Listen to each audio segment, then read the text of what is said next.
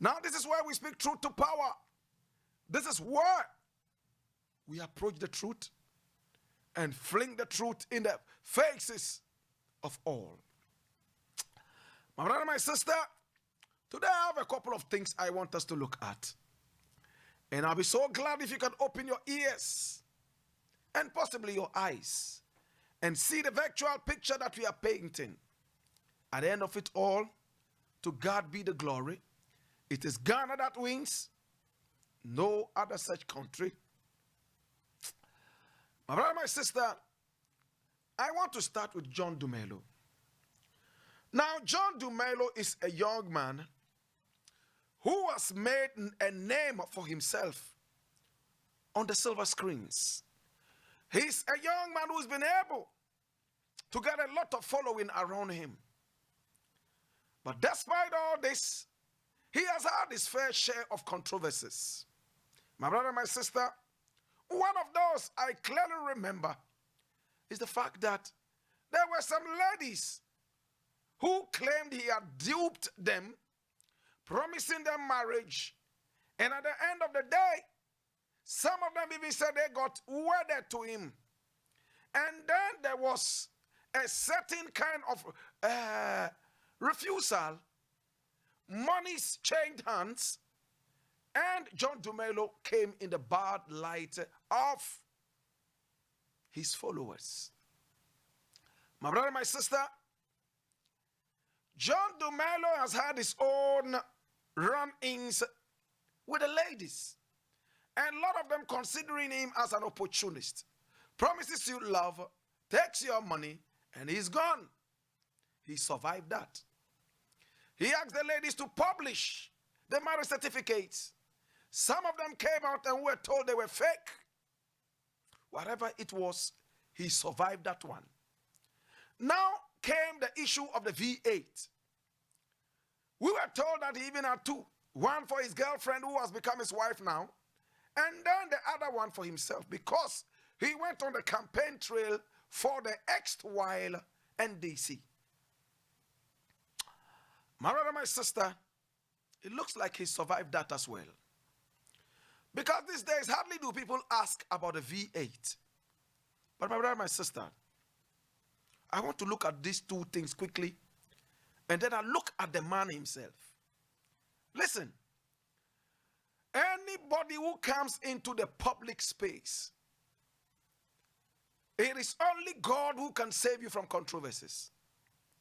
You have enemies who would always want to pull you down, especially if you don't toe their line.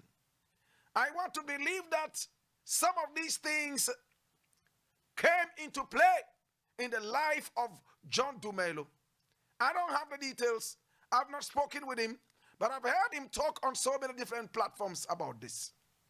But one of them that stands so clearly is about the V8. The one that he was trying to repaint, the one that he was trying to hide from the eyes of the new government. That still stands and hangs around the neck of the young man like an albatross. We all have our loopholes. Better still, we have our shortfalls. We all have our weaknesses. But my brother, my sister, I would like to look at John Dumelo. You know, up till now, he has never really apologized for that V8 thing. Now, when you agree that you've made a mistake and you have become a better person, the first thing to do, especially when it comes to a public purse, is to apologize. Now, John Dumelo is a fine gentleman. We watch his movies and we love these movies. We haven't seen any recent ones. But the man has been on the campaign trail so seriously, he has decided to chalk another achievement in politics. I'm still expecting an apology from John Dumelo, rather than making a mockery of the V8 and making Ghanaians, some Ghanaians who don't think very far, also follow him and clap for him because of this V8. You could play with the V8 issue as much as you want, but remember that is the public purse. The NDC did not give you that car in the name and the private pockets of the NDC. That came from the nation. And I want would expect that a young man like him, who has a long life in politics, that if he chooses to pursue politics all his life, or a major part of his life, my brother, my sister, you need to cut away all these false steps. As for the women's issue, well, you have addressed that already. You said they were all false. And up till now, the ladies have not been able to come up with anything authentic. Even though I spoke with Anas personally, and he told me that one of the ladies had a point, and she was right. He is a better investigator than me. He is the one who has received all the awards. He is the one who has been recognized nationally and even internationally. So if he says that what the lady came out to say was true, and even threatened to expose John Dumelo in those days. But Anas, my brother, called me and said, listen, my brother, I think that you can handle this.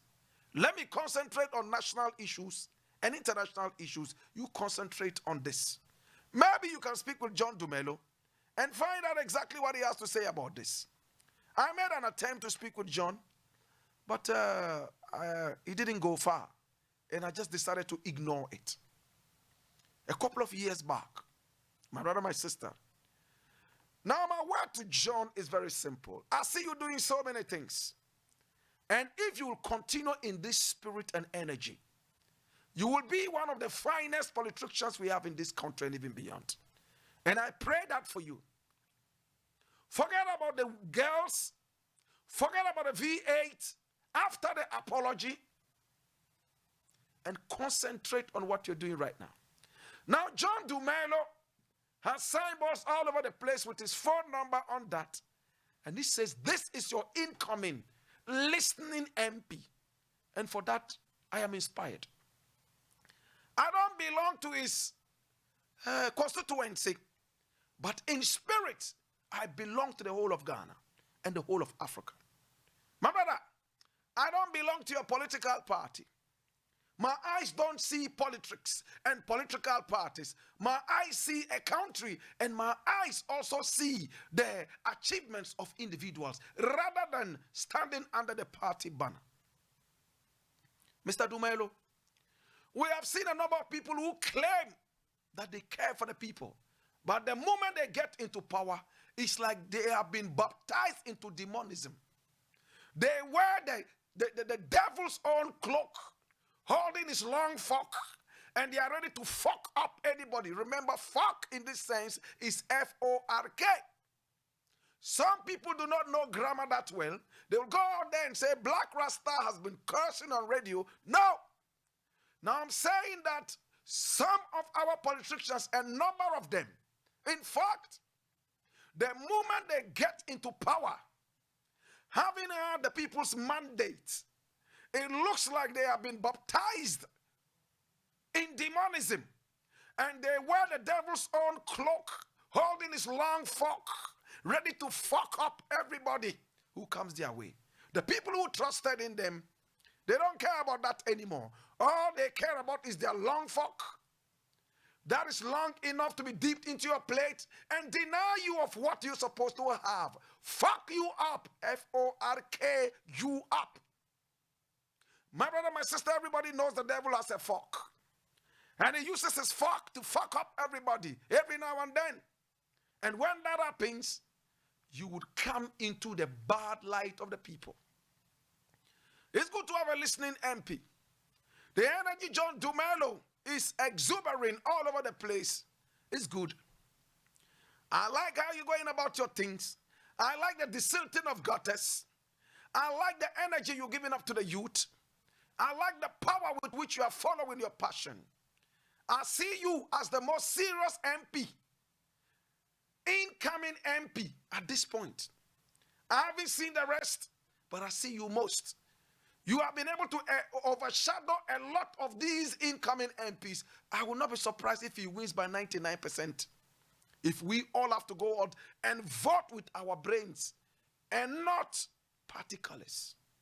Mr. Dumelo, but remember, I mentioned two things.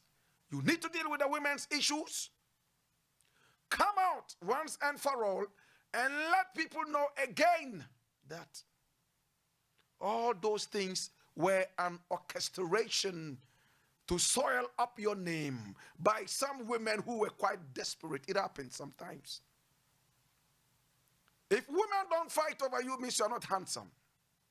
I've had women fighting over me from when I was born up till now, and I know that will happen till I go into my grave. Yes, women like good things. Women like things that are good. It's not only women. Men also like things that are good. Some women have men fighting over them from when they were born. Even married, they still have men fighting over them. My brother, my sister, and they will have men fight over them till they die. Even in their death, men will still fight over them.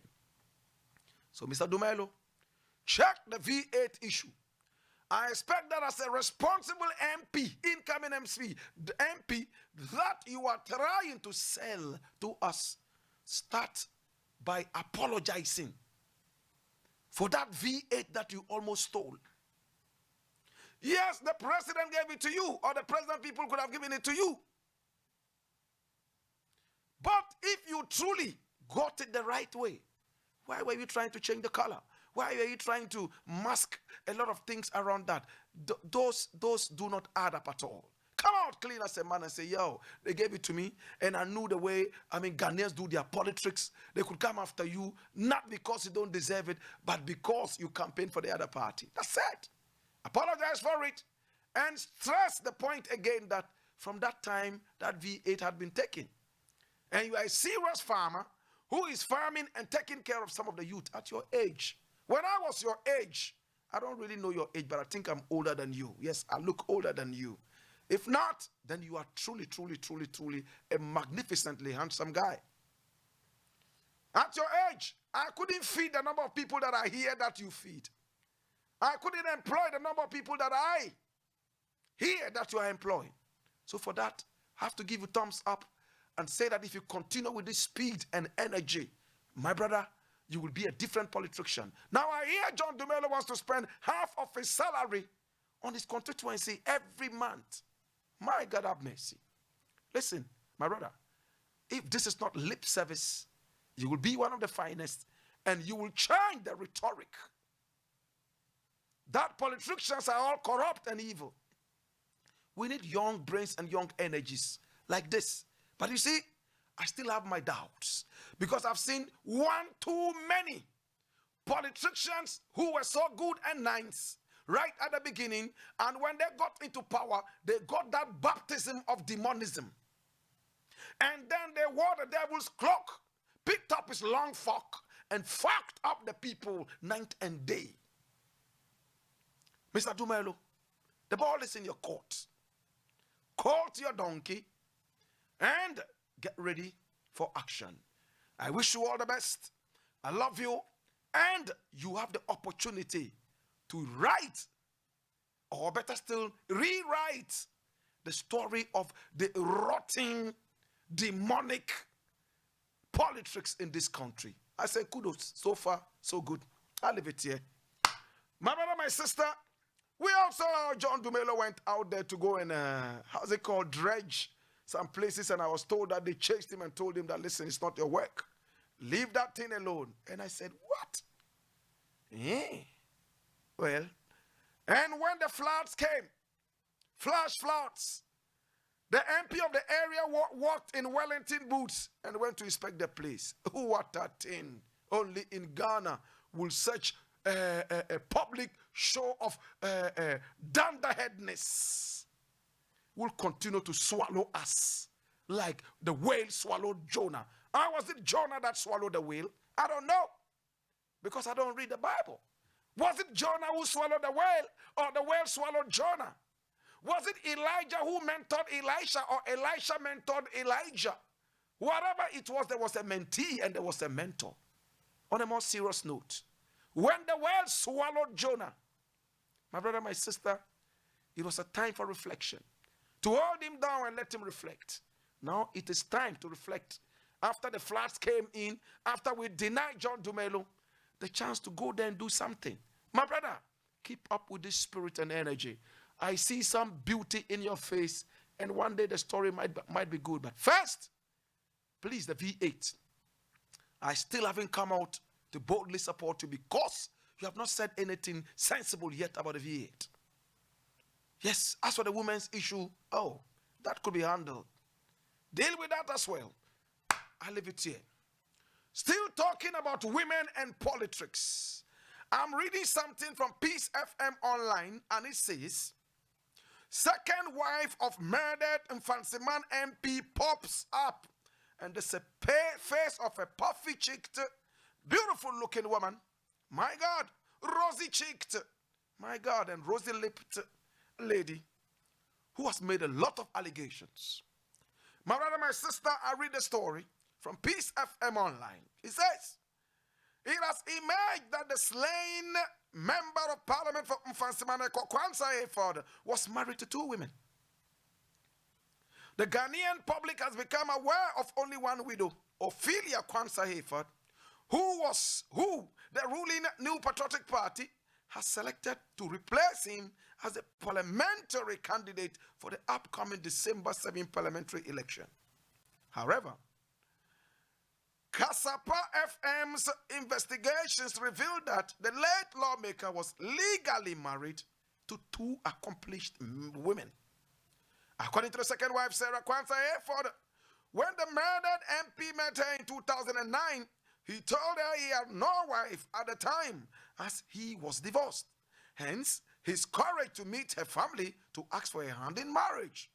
She told Kasapa FM's Akwesinsia that they got married on the 8th of June 2013 at a public event that saw them signing their marriage documents at the court, and have since been living with the late MP at Takwa.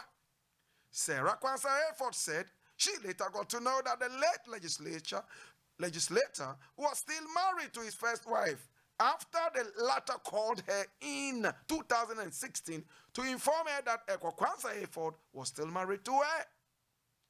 Now, at the time Ophelia called me, I had been married to Eko for the past 3 years and living with him at Takwa. Feeling very shocked, I called my husband and asked him who Ophelia was. He told me to ignore her whenever she called me, and I told him he needed to explain things to me because the woman kept sending me text messages. It emerged that he had not officially divorced his first wife, as he indicated, but he couldn't tell me the truth. The reason why I agreed to marry him. Asked what was the way forward, and my late husband told me that he will sort out the issue, and so I was waiting for this action. But since then, I never heard from anyone, including his first wife. I've been staying with him at Takwa, and he visits his mother occasionally on weekends, being the only child. My brother, I'll leave it here. Listen, that's a photograph of the beautiful lady. She was married to the same Mfansiman MP for 3 solid years before she got to know that he was married. Deal with the issue. Oh, ignore her when she calls you. Now a man is in a relationship and he's a Christian where he's supposed to have only one wife. And then there's a problem and he says, okay, it's over, we are getting divorced. He goes on further to get another woman. Now the other relationship is patched and he has 2 wives, 2 marriage certificates, in a country that has no common sense to check whether this man has been married before or not. And the interesting thing is that it's the same name he used on both marriage certificates. Can you imagine that? Now look, we have come to a time where police people stop you on the road, and by just tapping in your car number, they're able to tell you exactly what you have done. They are able to tell you where you have been, whether you have criminal records or not. I wonder when we will get to that stage in Ghana. A man goes to the registry point, registers a marriage. A few years after he marries another wife, with the same name he goes to register another marriage. And in this country, it is not allowed.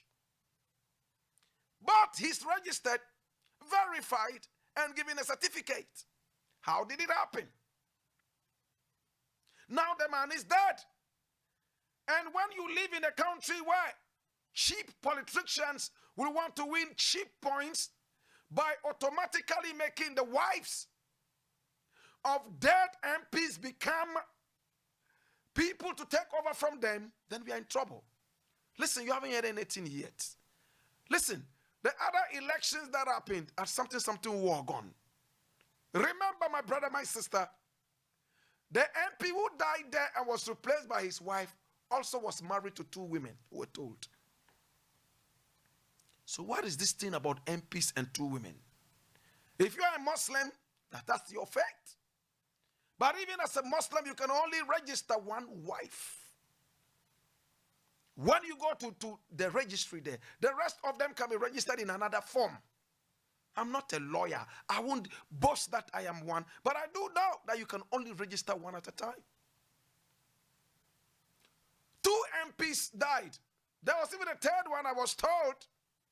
And then their wives take over, and both MPs had other wives.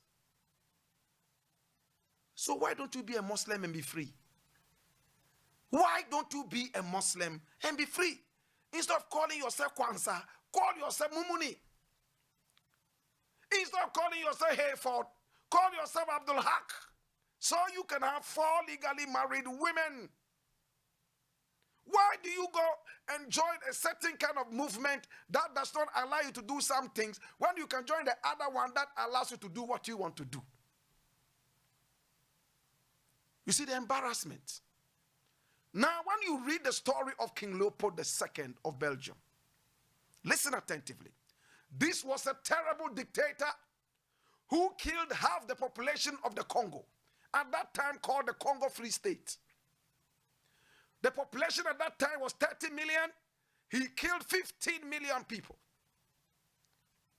Listen, he was married, but he was so flirtatious, running around from one woman to the other, banging every woman, but he seemed not to be satisfied until he met a prostitute. When he met the prostitute, listen attentively. All the money and the wealth that he gathered from maiming and massacring people in the Congo Free State, he left everything in death and willed everything to his prostitute wife, all because of a single doggy style that blew his mind. A doggy style, a good doggy style can blow a man's mind. And he will wheel out everything to the person who gave him that mind-blowing doggy style. And at the end of it all, his own family will suffer. King Leopold II, his children struggled to get back to the prostitute and get a piece of the things that their father gave to the prostitute. But it never happened.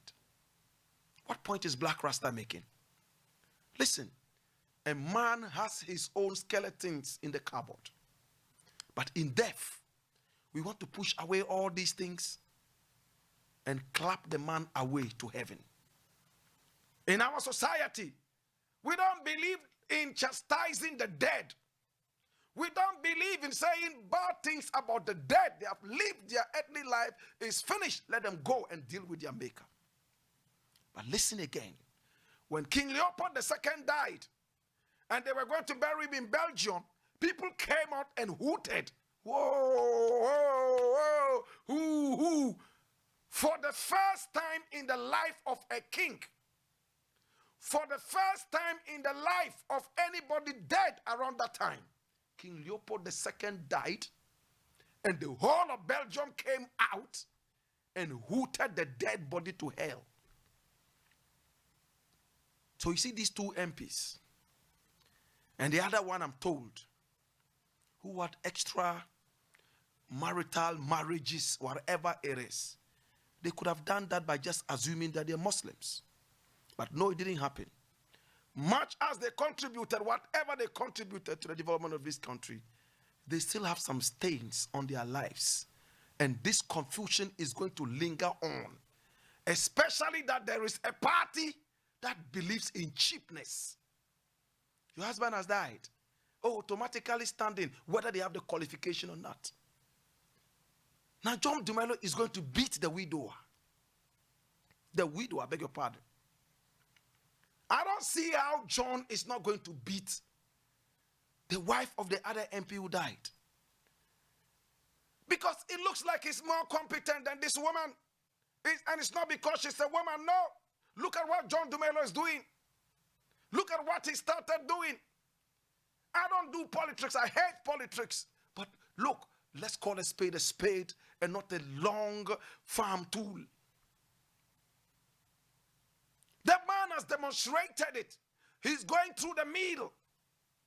As to whether he'll be able to continue or he will get short of gas, it's unto him. But for your husband to die and quickly they bring you in, whether you have the experience or not, you are there. You go and sit in parliament, you don't seem to understand anything. My God, what kind of country are we building? The other president too will get a fat-bottomed girl with no brains and become to make her a deputy minister of communication. No brains, just big buttocks. That's why one man said, fear buttocks. Yes, it's good to see big buttocks and the rest, but big buttocks does not make a minister. If you have big buttocks, does not automatically make you a minister. No. Big buttocks with no brains. No brains.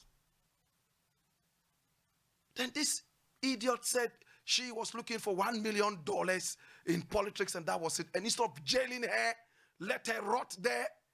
You have jailed people who have stolen plantains, who have stolen plantains. You have jailed people who smoked something small. You have jailed people who went to steal food because they were hungry. A kleptomaniac. Somebody begging to steal. I'm in politics just to get $1 million and I'm done. And she's also now trying to play with her foolishness. I'm looking for $1 million to give to charity. Who are you fooling?